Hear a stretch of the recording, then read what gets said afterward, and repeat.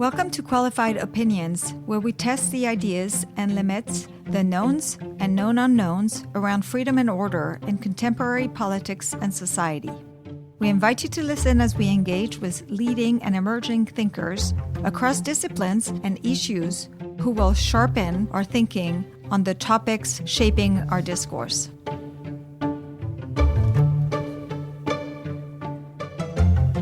Welcome back to Qualified Opinion. Today, we're joined by a man who can explain free trade policy faster than you can say protectionism is economic self-harm. This man is Scott Lincicome. Scott is the Vice President of General Economics and Trade at the Cato Institute, where he spends his day dismantling tariff arguments and his night ranking pies, talking smack about cats, and I assume dreaming of a world without the Jones Act. When he's not writing extensively on international trade, he's tweeting about it. Scott is known for his quick wit and an uncanny ability to find humor in the driest economic policies. He's here today to chat about trade, economics, and maybe to explain why the free trade consensus of the last 50 years, 70 years is being challenged and what he is doing about it. Welcome, Scott. Well, thanks for having me, Vero. Great introduction, but I must correct one thing. I don't rank pies, I rank cakes. Oh, cakes. I'm a firm believer that cakes like dogs are preferable to pie like cats. So it's just a list of cakes. And then at the end, there's all the pies after all the cakes. That is, that is true. Sorry. I just want your listeners to know. really be clear about my priorities. It's so funny because so my mistake comes from two things. First, in French, we just don't have these distinctions, this weird pie type cake distinction, right. And in fact, we just don't really actually have a huge selection of cakes. Yeah, so, well, it's a poor country. Yeah. I mean, we Americans are so wealthy. But so let's first start this by saying I like to kind of get my listeners to kind of also see what kind of work trajectory people have had before how did you get to do what you do? Great question, Vero. Total accident.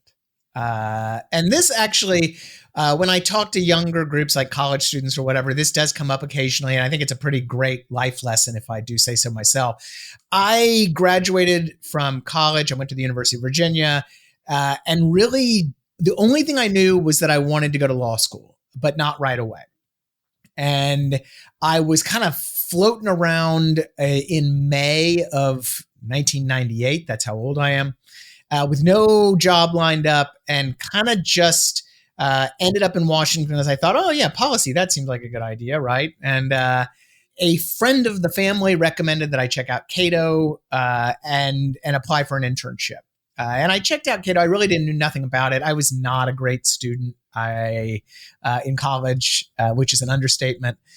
And checked out Cato and applied for an internship and got an internship, but in the constitutional studies department. Because at the time, I really liked con law. I was I guess, inherent libertarian, and that I really liked individual rights and all of that. And I was very strongly on that side of things. And so Cato is a perfect fit in that regard. And I like kind of the black and white nature of a lot of that stuff. And so I interned in the Constitutional Studies Department. And at the end of that, they did not offer me a job at Roger Pilon at that time. And I was packing up my desk when I got a phone call from Brink Lindsay, who was running the trade center at Cato. And he said, hey, I hear you're walking out the building. We need an RA. You want to apply? And I was like, trade, schmade, what? Like economics? Who? And so I went up, I talked to them, and another Cato trade person actually given a great lecture to the interns about trade stuff. And I did find it pretty interesting. And so I said, sure. And I stayed as a RA in the trade center for about 3 years and really developed an affection for. Wow, 3 years. Yeah. As an intern, you didn't. No, sorry. As an RA. So I was a research assistant for 3 years. And then went off to law school. And at that point, I was hooked. I wanted to, so I knew going back to law school, I wanted to be an international trade attorney. Where did you go to law school? Oh, UVA as well. Oh, UVA as well. Okay. Yeah. So double who. So I knew I wanted to be a trade attorney, and thus making law school almost irrelevant except for a piece of paper, because there aren't a lot of trade policy classes in law school. There was one, and I kind of knew more than the professor about it. So from there, I actually worked a lot during law school. I would drive up to Washington and work for a couple law firms on the side, and then became a trade lawyer and did that for a while. And it was really then that I really started developing a desire to do policy more. I was doing private practice for a long time. I was really, trade law is actually, there's a lot of economics in it. We argue about subsidies and dumping and all of this stuff. And so even though I didn't have a formal econ background, I basically spent the next 16 or 17 years grappling with economic concepts from mainly a free trade, free market perspective for our clients at the firm. But it was towards the end of that time that I got kind of sick of billing my entire life in 6-minute increments. And, at a big law firm, I was on the clock basically 24/7, 365, or at least on call. And that lifestyle was really starting to weigh on me. Particularly, I had a young daughter, and I like her a lot and wanted to hang out with her more. So I kind of made my way over to Cato full time as what I thought was going to be just as a senior fellow. I thought this was kind of my early retirement. I was going to put leather patches on my elbows and get a pipe and sit and think and write and do nothing else. And then the next thing you know, now I'm a manager and doing other stuff. Yeah, I noticed the VP title. Yeah, no, vice president. I'm very important. Cato is starting to become like a Liechtenstein bank, where like everyone's a VP, or a German bank, right? No, come on, Vera. I am important. Yeah, you are. Right. You are very, at the very least, you're important to me. So, right, well, thank you. So I think the lessons there, as I tell the kids, is that, you never know what's going to happen.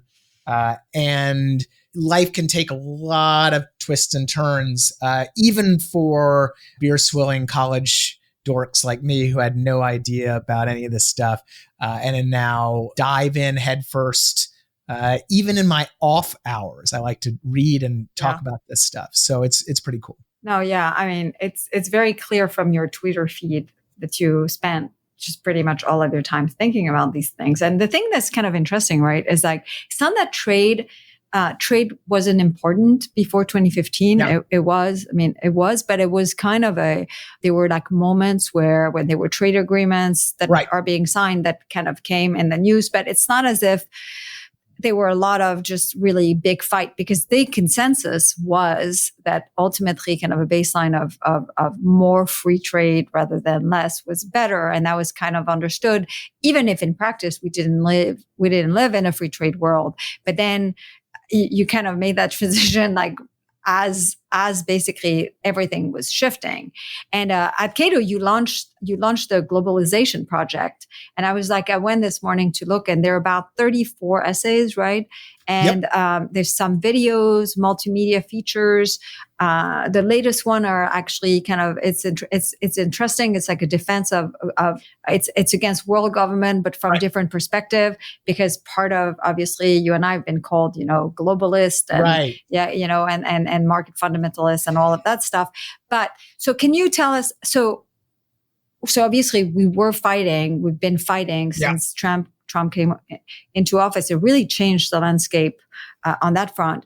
But you guys decided to do this, 2 years ago? Yeah. So why did you think that was needed? I assume you're not talking to the protectionists. You're talking to another audience for this. Yeah. Well, so it came about in a Saturday morning fit of frustration at reading yet another op-ed and straight journalism piece that really just butchered basic facts about trade and globalization. And, the opinion pieces, that happens all the time.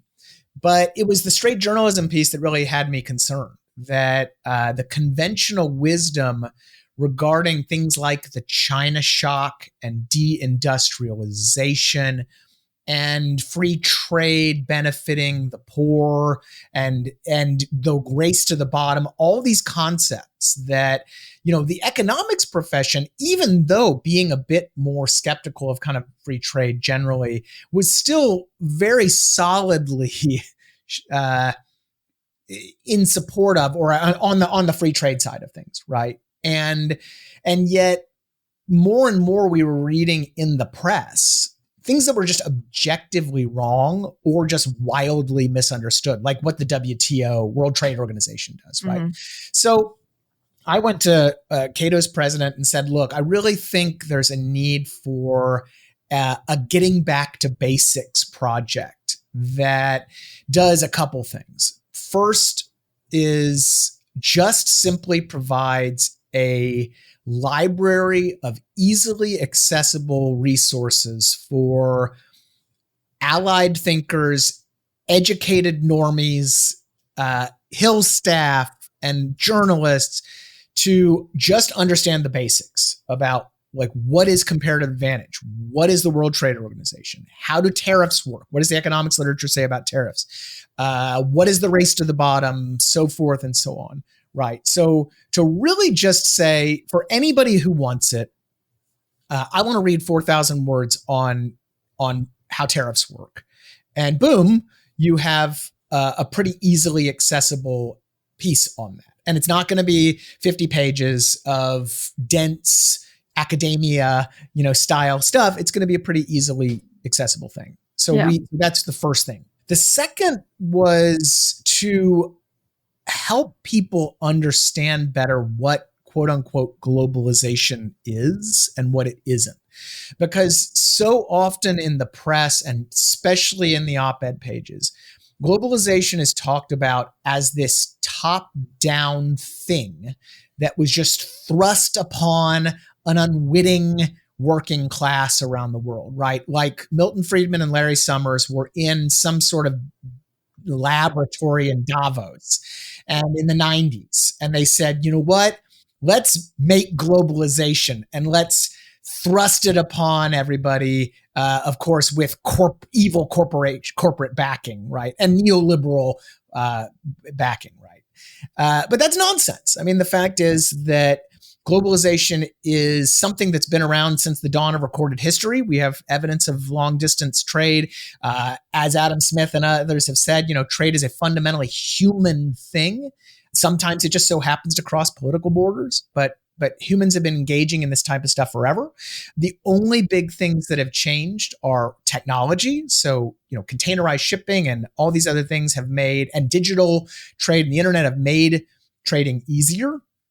And then policy. So, but policy is pretty funny because the thought is that we somehow just created free trade, but free trade was actually the general state of things, dating back centuries. And it was only governments getting in the way later that mucked it all up, particularly right around the time of World War II. And so we've seen a gradual, but the second thing is this gradual erosion of trade barriers, not free trade fundamentalism, but kind of this slow, steady march towards more open trade policy environment, right? So the point of the project is to show all that stuff. In fact, we have a brand new essay from a George Mason guy, Vincent Glosso, on kind of early 19th century, right? Globalization, kind of what was going on back then. Well, he was basically addressing a very common talking point, which is that the country grew much faster, was doing much better when there were tariffs and protection barriers. Yeah, and so we're trying to get at that stuff, that trade is a human thing, and also it's fun. The other thing that we don't talk about, the trade debate is steel imports and trade balances and all this terribly boring stuff. Yeah. When at the same time, we all go home and we order something from Amazon and then watch a Squid Game on Netflix or play video games with some random person across the world. Yeah. Or go to a Mexican food restaurant and on and on and on. That globalization has all this amazing, rich cultural elements that we totally ignore too. So that second big part of the project is to really get back to understanding this kind of fundamental personal humanity of long distance commerce and migration, by the way, too. And so, yeah. And it's kind of also interesting that people have this, they don't have this problem about states trading with people in states trading with one another. Yeah. But then immediately, as soon as it crosses the border, somehow it takes to kind of new persona. And the other thing is kind of actually, who was good on this was Paul Krugman. But this notion that countries are trading with one another. Yes. So can you talk a bit about that? For sure. And in fact, this when people ask me what's the biggest misunderstanding about trade, this is normally the one I pull up, is this idea that countries trade, not people. You hear this all the time. The United States and China traded $1 trillion worth of goods last year or whatever.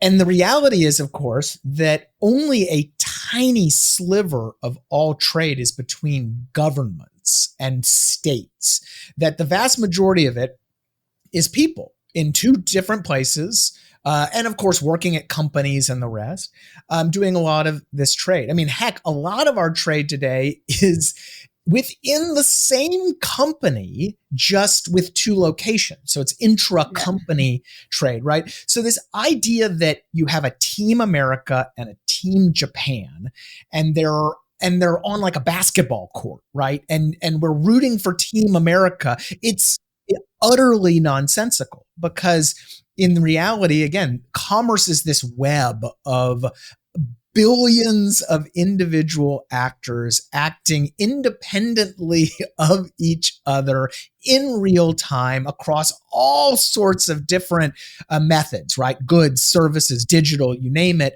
And the only unifying element is that there are political borders, national borders involved, right? Of course, not state borders. We don't ever talk about it when we don't talk about North Carolina and South Carolina trading with each other, thank goodness. But when you put a political border up, next thing you know, you have two national teams, right? And certainly, look, I'm a nationalist in the sense that I like America. America's is awesome.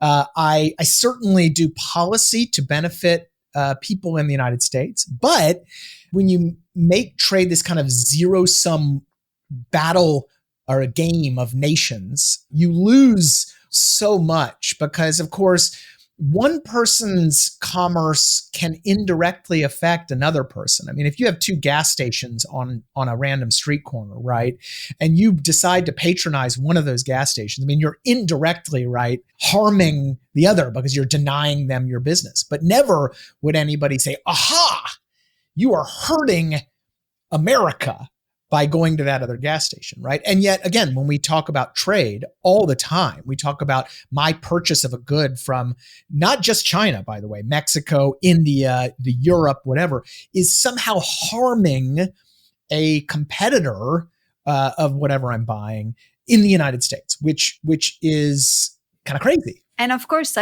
so the only reason why I started doing trade policy, I mean, I'm really not a trade, I'm certainly not a trade expert, but it's because of what was happening in 2016 and 2017. Yeah. So it was by necessity.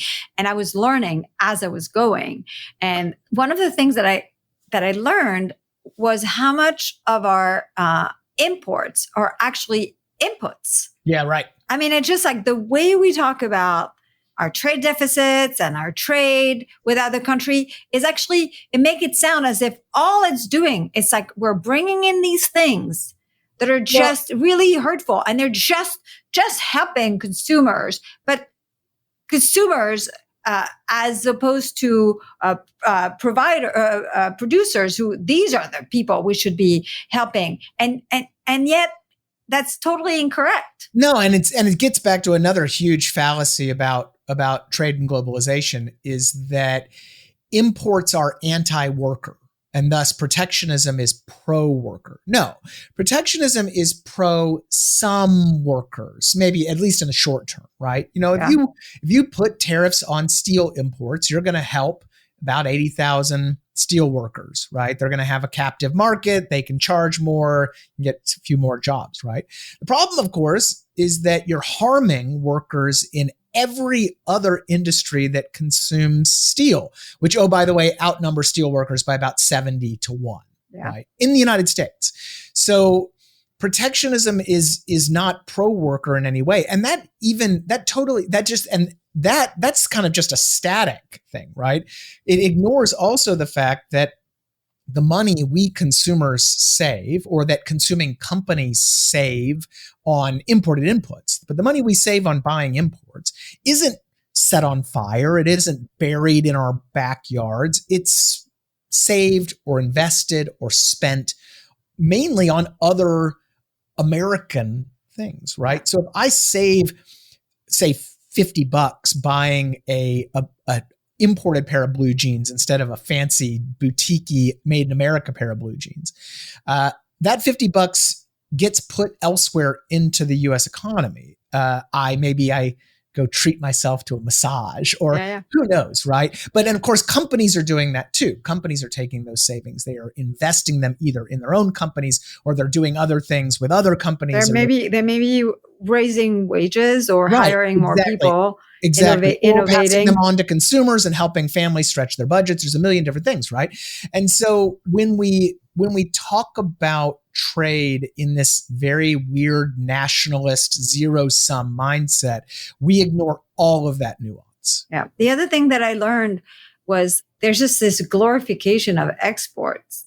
And it's just like, so imports bad, exports good. Yeah. And it's just like, it's for us, it's so frustrating, because if you want to actually kind of say, put a good and bad label, I mean, imports is what's good, right? And they're linked in the way that that is counterintuitive and that people usually don't understand. And can you explain? Sure. So, the first big thing to understand is that the more we import, the more we export. So in other words, imports and exports are very much linked. And there's tons of economics literature on this. Our largest importing companies are our largest exporting companies. I normally mention Boeing, but they're like a bad word these days. But, look, any large... They've always been a bad word in my book, because... Right, but you know what I mean? Like in terms of being a multinational exporter, right? There are a lot of companies... Well, they're a number one exporter, right? Right. Well, you can... I'll make like an easier example. And it's kind of better in a way. BMW in South Carolina is the largest exporter of SUVs I believe either in the United States, at least it's BMW's largest, but BMW exports a ton of SUVs from its manufacturing facility in South Carolina. Well, guess what? BMW in South Carolina also imports tons of auto parts and metal and other stuff to make the cars that it's going to then export, right? And so when you harm BMW's imports, you're going to make BMW less globally competitive, and you're going to harm its exports as well. And there's tons, like I said, there's tons of economics literature showing that connection.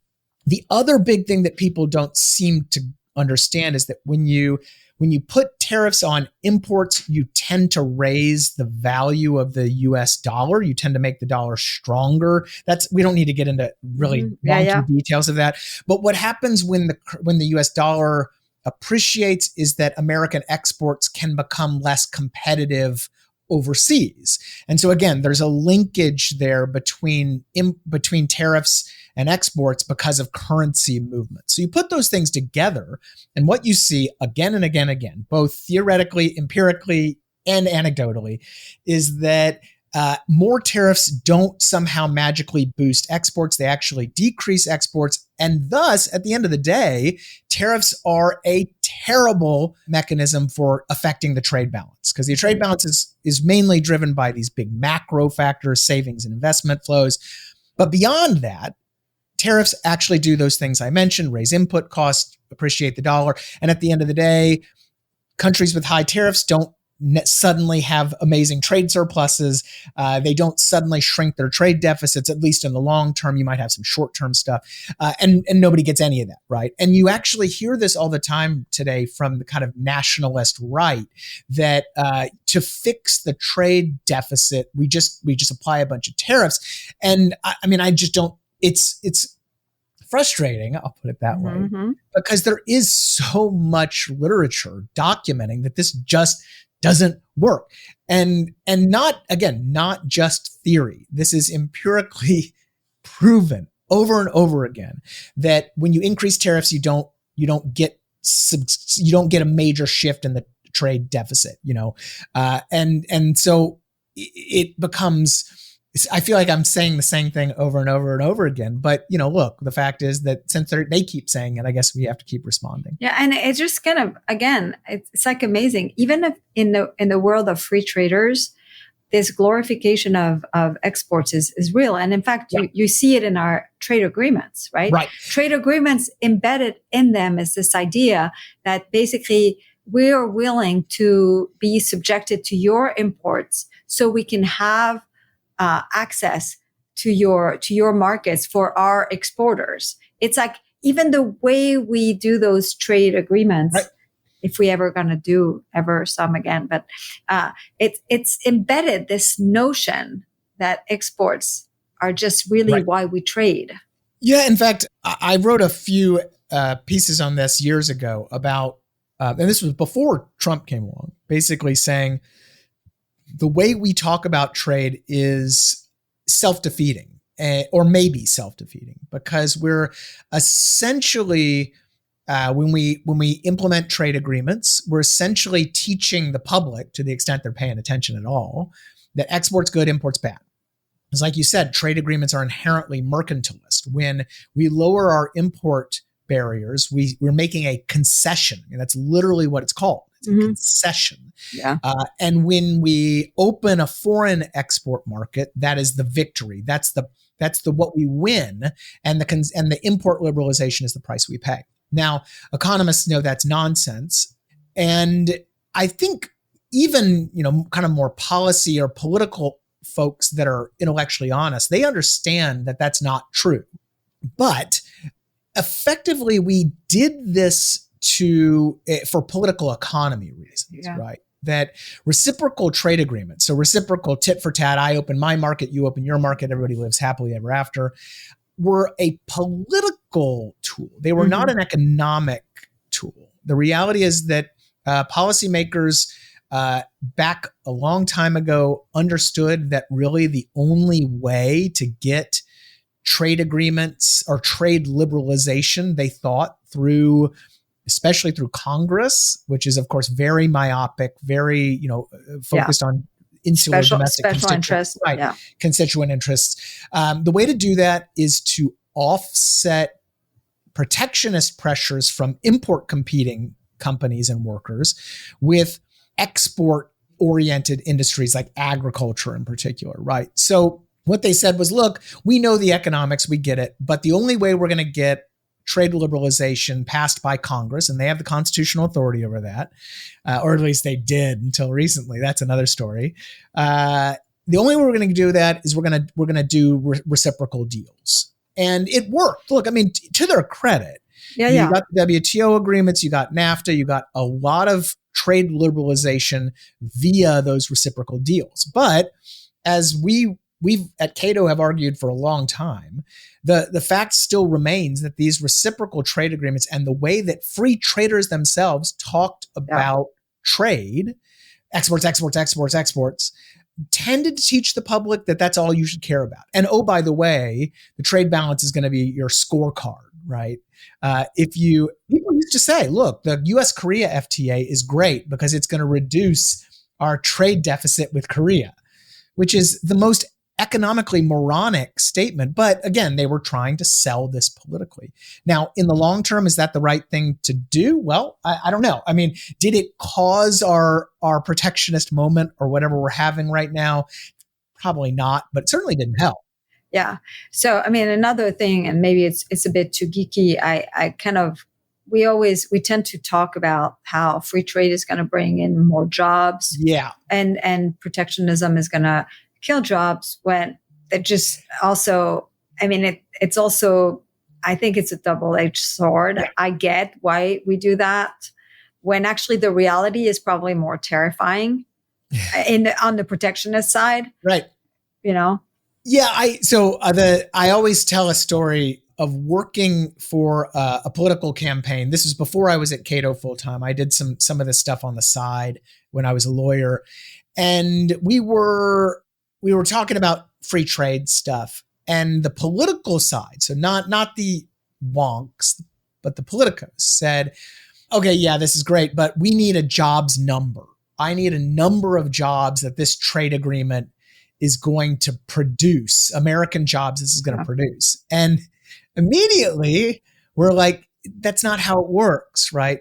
It's about the composition of the workforce changing. Productivity, better, right? Wage. Productivity goes up, right? But it's not about gaining a specific number of jobs. And they immediately are like, I don't care. So I remember it's so frustrating, but like looking at export related jobs numbers, right? Yeah. Oh, well, we're going to export more to this country and thus 87,432 projected jobs. It's silly, but that's where the political argument is. Now, and again, is that a problem long-term? I think in a way, yeah, right? Because when these trade agreements didn't produce those job numbers, it becomes a very easy thing for protectionists to say, aha, the trade balance the trade deficit didn't shrink like you promised. And we didn't get 87,432 new jobs like you promised. Ergo, free trade is bad, which is, of course, a logical fallacy. There's a giant jump between those two things. But that's just politically it's effective. But jobs actually really, I mean, interestingly, are at the heart of the new move toward protectionism, which is kind of interesting. But and this is why, like, basically the way it seems to go, and I think it's the way the president thinks about it. It's the way Oren Cass at American Compass. It's the way, the J.D. Vance of the world, Marco Rubio of the world talk about it. It's this notion that we've lost a lot of jobs in manufacturing, lots of jobs. They want to claim it's because of trade. It's mostly not. It's actually mostly technology. And that kind of led to all sorts of societal ill. Yeah. And if we could bring back those manufacturing jobs, then if we could bring back manufacturing in the first place, then we could bring back jobs. Yeah. And that's pretty much kind of what we fight all the time. It's these jobs and like this notion that somehow, like, if only we did industrial policy, protectionism, if only we spent a ton of subsidies, we would get a manufacturing boom and it would lead into all sorts of jobs. You just had a piece over at the Dispatch, where you actually talk about how there may have been a seed of concern about the labor market back when the protectionist movement started, but it's just actually really not what we should be concerned about now. Yeah, it's crazy. So, the whole tariffs equal the kind of nationalist right move towards protectionism on the jobs thing. I mean, I think it fails for a lot of reasons. One of them is that. But I'm going to start. I'll give you the list, and I'll get into the one that I just wrote about. The first is that it's a very static mindset, right? It doesn't, because it says, oh, free trade happened and these folks at the steel mill lost their job. And that's the end of the story, right? Ergo, they'll say, oh, the China shock did this. That's the end of the story. But that's, of course, not how economies work. People move on, communities adjust, and the economy is very dynamic, right? And so, anybody with any sort of economic mindset or framework will say, oh, and then what happened, right? Okay, those jobs were lost. And then what happened? Well, the reality is when you look at a lot of the places in our recent past that were thought of as being industrial cities. One of the classic ones, of course, is Pittsburgh, but you don't have to go to Pittsburgh. Just, you can go to Greenville, Spartanburg, where I mentioned that BMW facility. You can go to West Point, Georgia, or Tuscaloosa, Alabama. There are a lot of places in the country that used to be these kind of mill towns that have since moved on. And they were affected by globalization, textile industries or steel industries or whatever. But instead of just sitting there and going, oh, that's it, we're destroyed, these people, these workers, these communities moved on, and now they're doing great. I mean, one of the poster children for the China shock is Hickory, North Carolina, not too far from here. And Hickory keeps getting voted like one of the best places in the country to live these days. And the protectionists never talk about what happens next. So it's a very static mindset. And like you said, it's just trade disruption. They never look at technological disruption or just changing consumer tastes. Or interstate trade. I mean, I hate to tell people in Ohio, but South Carolina probably stole a lot more of your jobs than did China, right? We never talk about that stuff. It's just foreigners, foreign trade, right? So that's a very static mindset. I remember reading, actually, I think it's an article you sent me in Bloomberg that actually looked at the textile and the manufacturing textile collapse in a sense, and then how it came back just like roaring, because instead of actually making the textile, what it was specialized, what North Carolina and that particular town is specialized in is design. Yeah, it was furniture, but it was furniture. Oh, so it was furniture. Same thing, but another China shock industry. Yeah, and there were great lines. That Bloomberg piece is awesome because it even quotes from people who worked at these furniture companies, and they're like, I can't find any young people to work in the mill. They all want to do sales and marketing for our global operations in, this kind of broader furniture business. And so it's the protectionist mindset that is very static, very kind of, let's freeze mill towns in amber and somehow magically reproduce that and never look at how people adjust and adapt. Yeah, and in that piece, there was a line about parents who'd worked there who said, "I don't want my children working 100%. There. It's a dangerous job. They're better off in the service industry." And it's kind of interesting because that's another thing that you hear a lot is like, well, yes. They transitioned away from manufacturing, and then they went to the service industry as if the service industry is really crappy, and it's just like low pay, and or as if these low skill manufacturing jobs are worth reshoring. There was a piece in the New York Times maybe 4 months ago about how some textile companies are lobbying, big surprise, for new import protection, and about in the 12th paragraph they mentioned that the starting wage at a textile factory in the Carolinas was $11 an hour, right? Yeah. There's a piece in the Journal about another apparel company that was benefiting from recent tariffs. The company was in New York City. Apparel jobs in New York City pay about $16 or $17 an hour. Mm-hmm. So the idea that we want to bring all of these are not high-paying jobs. And like you said, in services, you don't need a college degree, you don't need a grad degree. You can easily make $20 an hour doing safer work, right? So that's a huge issue. But let me get to the second one. The other big issue is how myopic and blinkered the protectionist mindset is, right? So we already talked about one of those things, and that is they only look at the jobs being protected or being offshored, and they never look at all of the other jobs that are affected. So again, steel industry jobs versus steel consuming jobs, they never look at any of that.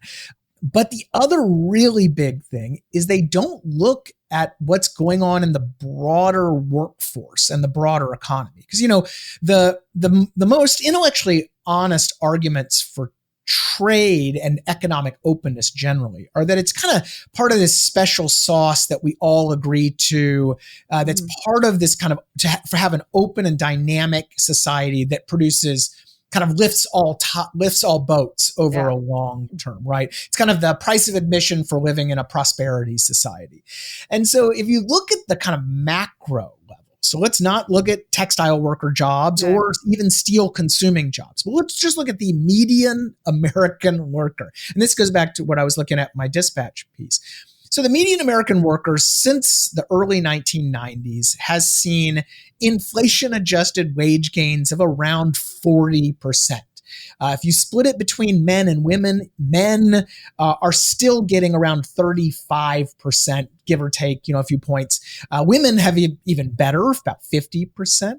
If you can go through the list, and the Economic Innovation Group, this relatively new think tank, just had a big survey of all this stuff, looking at the median worker is happy or satisfied with his or her job. They are not all slaving away in gig work or working 2 jobs to make ends meet. Yeah. They think their job security is pretty good and all this other. So at kind of the macro US economy level, the median worker, and I'm not talking about global elites in Manhattan. I'm talking about median 50th percentile worker. And especially you can even go below that, 20th percentile, 30th percentile workers. So people on the lower end of the scale, they've seen good gains. They're relatively happy with where things are. Now, of course, there are exceptions. Of course, there are going to be outliers, but the kind of the general rising tide is lifting the median American workers' boat.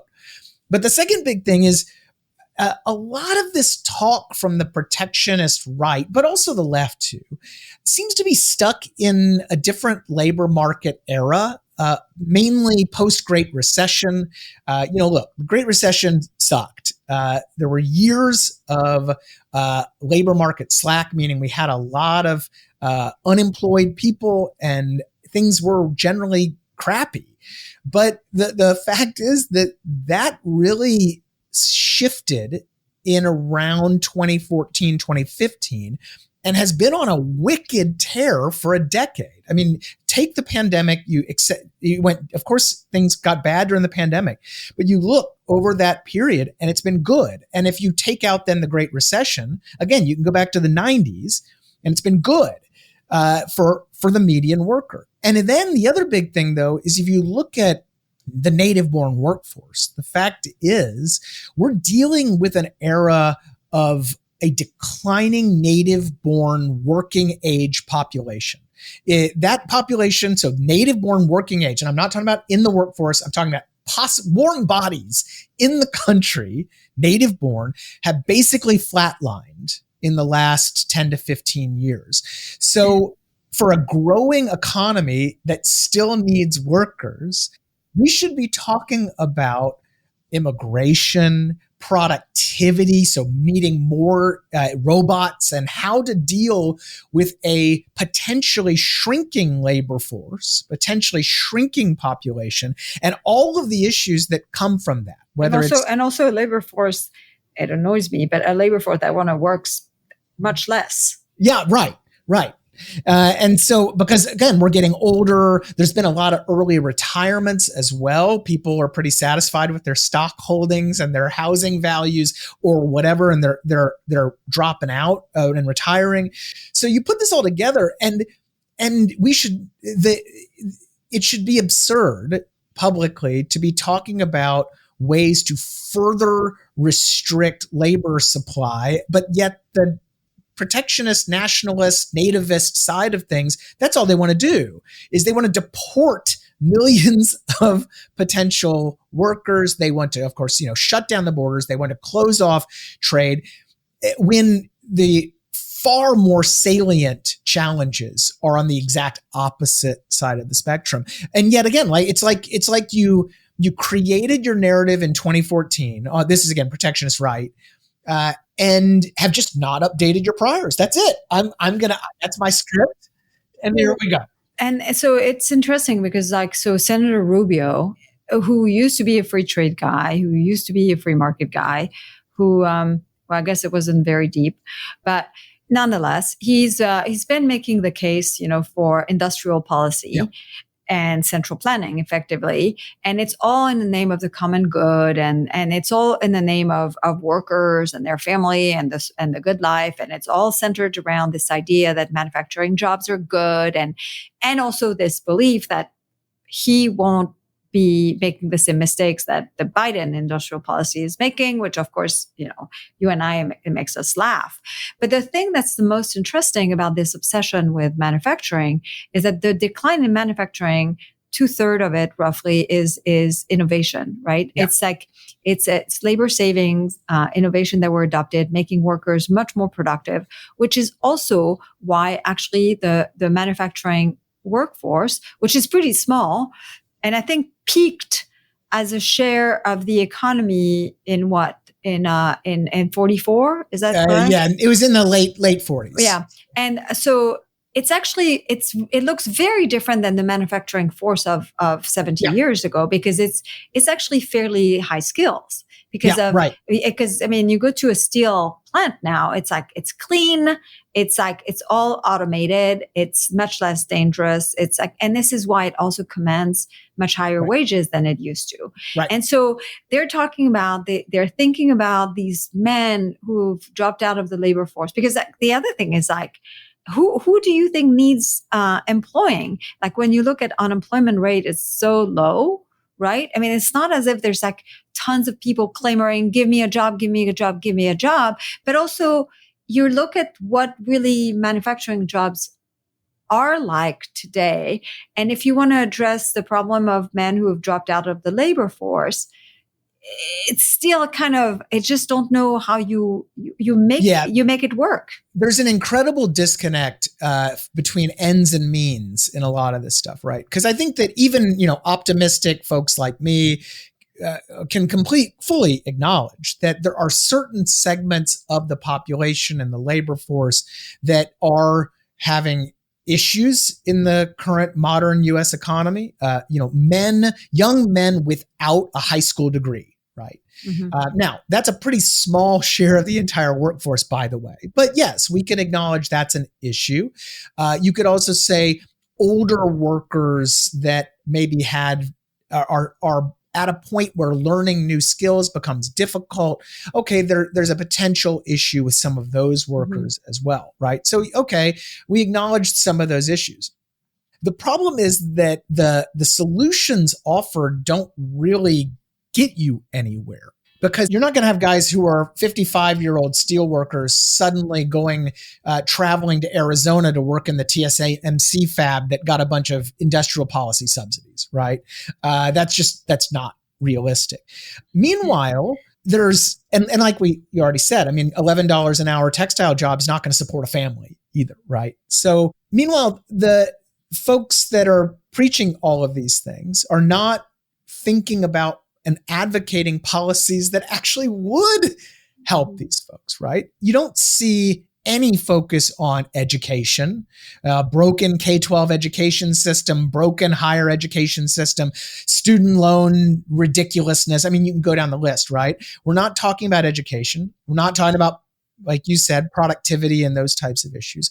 We're not talking about criminal justice at all. I mean, hey, a huge problem with young men is that we throw them all in jail for smoking weed. And then once they have a criminal record, they're absolutely screwed because they can never get rid of that criminal record. It follows them around forever. I actually wrote, that was a chapter in my book from a year ago. We don't talk about all of the policies that make it really hard for workers to adjust, whether it's to save money or to move to different places. Our housing policies, of course, suck about that. They don't talk about occupational licensing, restricting other forms of mobility. And I mean, you can go on and on and on down the list.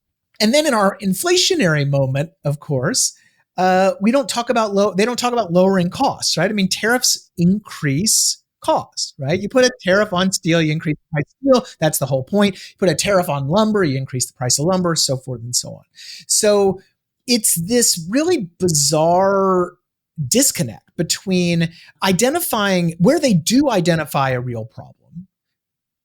They are not offering any solutions that actually target the problem identified. And so, but it's just a very weird moment where and it's hard for us because, again, I mean, I wrote a whole book last year on a lot of these very real issues facing a lot of workers. And including one of the things that you guys did very well in the book is talk about how, and I think I think the left suffers of this too, talk about how this idea that the new right and the left have of the workforce and workers is one of the 1950s. It's not one that resembles, anything that we have today, or that young people, by the way, would want to go back to. Right. Or women, or black men, or a gay man. Well, and that goes back. So EIG's survey had some of this. Scott Lincicome and folks at AIER have done a lot of great work on these types of surveys, like asking workers what they want, asking them what the challenges are. So, look, people not in the workforce, we say in general that's bad. But then you ask these people, very few people are out of the workforce. Are out of the workforce because they have no choice, right? Or very few people are working part-time jobs today because they have no other choice, right? So people are making choices that encouraged a lot by disability insurance. Well, I was about to say that we should target policies that maybe that encourage those types of choices. But if people are making those choices freely and not just going on the dole or whatever, okay. Right? Yeah, when you look at the people who had dropped out of the labor force, those who said they dropped out because they couldn't find a job, it was just so small. It was like 11% or 12, 14, something like this. And mostly it was, the vast majority was people because of disability insurance. And they were also people going back to school, kids going back to school. And caregivers. Yes, caregivers. Yeah. And so that's an entirely different policy issue and an entirely different recipe for success, for policy success than, tariffs and industrial policy, right? But the other big thing is you ask people, and we have actually at Cato, we have some new polling on this coming out pretty soon, but you ask people if they want to work in manufacturing, and most people say no. You ask about what workers are most want out of a job these days, and it is not a 9-to-5 industrial job. It is flexibility and lifestyle and all these other things that the modern economy can provide, especially thanks to remote work and other things. But that, like, a factory job from 1950 just ain't it. That ain't it, buddy. And it's weird that, like you said, both on the left and the right, there's this desire to go back to an era that the vast majority of American workers simply don't want to go back to. And in fact, when I kind of get into it with people about protectionism, I often ask, well, are you going to work in the factory? Because, a lot of these young people don't want that. In fact, manufacturers report it's like the biggest challenge is like making manufacturing cool again, right? Or whatever. But the other thing is that they don't acknowledge that by closing off the economy and embracing autarky or whatever, they're effectively going to be forcing people to go back to the mills, because somebody's going to have to do these jobs. If we can't import a cheap T-shirt, somebody's going to have to make it. And people really don't want to grapple with the fact that they're effectively advocating forcing people into careers and lifestyles that they do not want. Yeah, and I remember reading.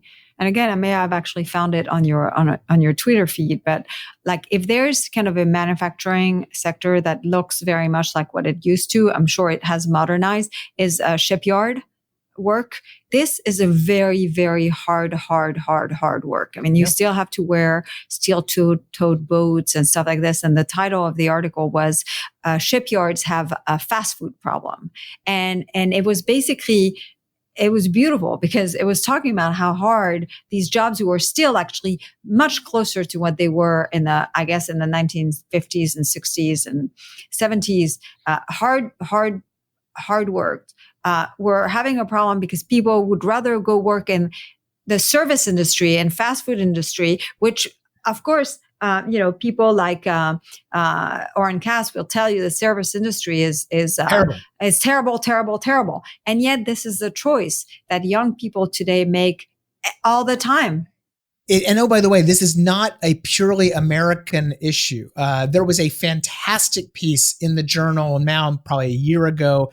They went to Vietnam because Vietnam's seeing a significant increase in manufacturing demand because of the China geopolitics stuff. So people moving out. And Vietnam factory owners are saying, I can't find any workers. All these young people, they want to all be baristas and YouTubers. They don't want to work in the factory. And I'm like, they're just like us. Yes. And so there is, like you said, there's this kind of weird disconnect between both ends and means and actually listening to what the median American worker says they want, says they need, that kind of stuff. So for the little time we have, I just want to actually kind of ask you a question that I really don't know the answer to at all. I mean, most questions I don't, but like this one, I've been like thinking about it. So what does it look like? When do they realize, let's say it's a clean sweep for Republicans, House, Senate, like in the States, they can do whatever they want.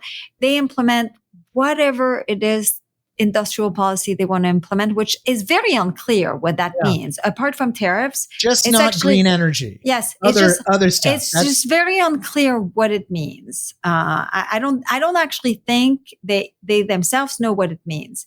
But what happens, and when do they know it doesn't actually work? Your guess is as good as mine. The pessimistic view is never. Look, we're in year 6 of the Trump tariff experiment because, of course, Joe Biden has kept almost all those in place. Yeah. And I'm still seeing constantly people on the nationalist right saying that the tariffs worked. That even though literally last week, the Biden administration slapped more tariffs on steel and aluminum from Mexico, and in the announcement, they admitted that capacity utilization in American steel plants is still below the original target of 80%. So the tariffs after 6 years, we still can't get factories producing at the level they want to produce. You see the steel industry is now wants even more tariffs, not to mention they're getting all these subsidies via the IRA and other Buy America programs. So there is very little indication that the tariffs have succeeded. And then on China, look, China hasn't changed their behavior. The government hasn't changed its behavior in any way. We know Americans are paying the cost of these tariffs, all and so forth and so on. And the response to that is that the tariffs worked. So the pessimistic view is that no, we're in a fact-free environment here, that as long as the big guy wants and loves tariffs, which he's loved since the 1980s, and Japan was the boogeyman, then the party is just going to continue to push this stuff, no matter the cost. Because the reality, and this is, I think, a good point, maybe to point to end with, but I don't know, we should have talked about it at the beginning, is another big misunderstanding about trade is just how little it matters for the U.S. economy. The fact is that the United States is a $26 trillion economy. Yeah. We are actually one of in terms of exports and imports as a share of GDP, one of the lowest trading nations on the planet. We have this huge, diverse, mainly services-related economy that, Chinese imports are a small share of Americans' total consumption, believe it or not. Mm-hmm. I can go down the list. So it's also a small share of American imports, right? Right. It's like, did I read correct? Yeah, 10%. Yeah, about 10%. So the reality is that you can do a lot of discrete damage. So harm steel consuming companies, harm American consumers, but not actually collapse the economy. Barely have it measure anything in the inflation data because, of course, that's monetary policy anyway. So you can do a lot of bad stuff, but not pay a macro price. And I think the same goes for industrial policy. So what you end up with is these very egg-heady debates about how much better things could have been in the absence of the tariffs, right? Or how, and that's a very tough thing to talk about, because if it didn't cause catastrophe, it worked. See, it worked. Yeah. Right. And that's hard. So pessimistically, I think that's the case. Optimistically is that, look, the contrary to what the nationalist folks and the anti-neoliberal folks on the left say, we have not lived in a free market fundamentalist paradise. We've had many episodes of protectionism and industrial policy in the past, and we did snap out of them. So, in the 1980s, we did a bunch of very stupid things on trade and and in the early 90s, a bunch of stupid things on industrial policy, and then realized, well, that sucked, and we stopped. For the most part, things, of course, the Jones Act didn't go away, but a lot of it did. And the political consensus was more that, hey, industrial policy doesn't work very well. Tariffs don't work very well. We're going to avoid those generally. And at least we're going to talk like free marketers, right? I think that there is a clear optimistic path for, in a post-Trump GOP, the pendulum swinging back the other way based on economic reality. I don't know if that's going to happen. Yeah. I wonder whether, because I'm unclear about what their industrial policy is about. They're going to want to build up defense stuff, but they're not going to. Well, and we have tons of industrial policy in the defense space. It's kind of like, and I'm thinking, you want to build. He said he wanted to build a power dome or whatever. What is it called? The thing, the bull against that the Israeli have.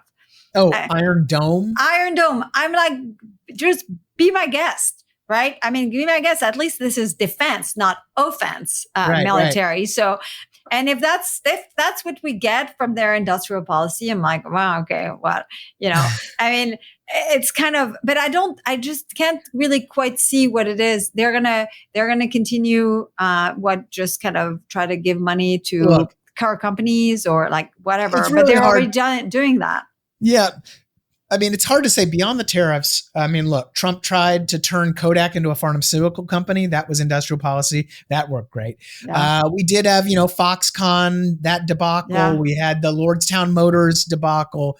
So they've done some little sporadic stuff last time around, but it was mainly tariffs and trade policy. So yeah, I don't know. I mean, I've seen this idea for this development bank, right? That we're going to do an export-import bank, but for domestic policy, which I know here I can see. I can see your eyes bugging out of your head. No, because the biggest recipient of the export-import bank is freaking Boeing, right? Of course, who has been spending so much time, asking for money and subsidies and stuff to the government that it actually kind of spent not enough time building good planes.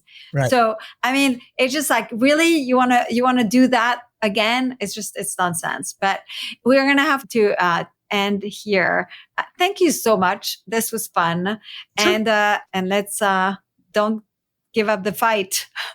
We need you. No, like I said, I'm an obsessive now. It's what I do in Saturday mornings. So I'm sure there's more to come. That's great. Thank you so much, Scott. Sure thing.